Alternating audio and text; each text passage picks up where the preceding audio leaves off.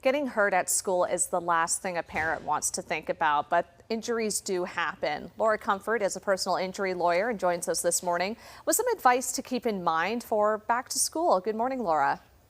Good morning. What are the most common types of the back to school injuries and those personal injury cases you see in Calgary? How can parents and students proactively prevent them? Yeah, the incidents that we see around the start of the school year unfortunately involve pedestrian versus motor vehicle accidents, playground injuries, and school bus related accidents. So we want to emphasize with our kids who walk to use road safety, such as using crosswalks, especially illuminated crosswalks, avoiding distractions like using their phone when crossing the street. And it's always good practice to map and practice your route with young children who are walking. With respect to playgrounds, we want to make sure we're supervising our children.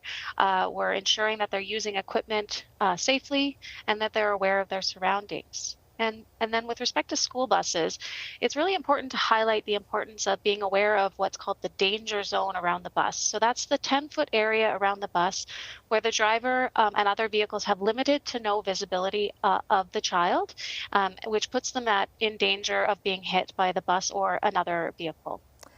In the unfortunate situation a child is injured on school property, what are those immediate steps parents should take, and how does that legal process typically work in Alberta?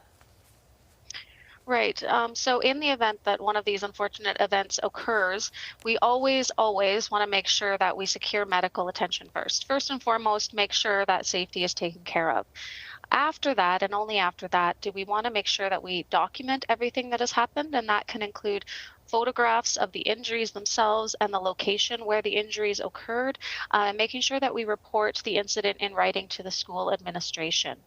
We want to explain that parents should consult a personal injury lawyer after that to determine whether the school or any other party may have been negligent being involved in the incident. And we can investigate as personal injury lawyers.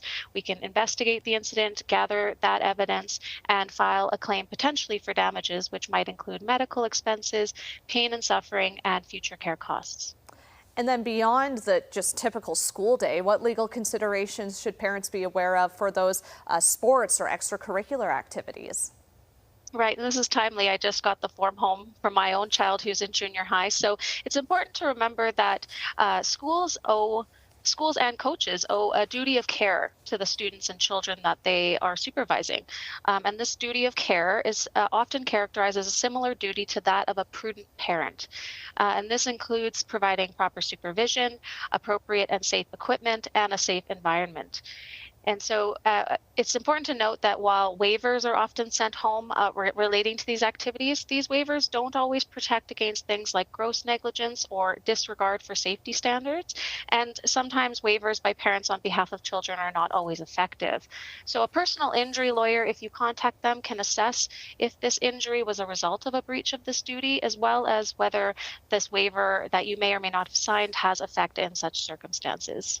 Great information as always. Thanks so much for this, Laura.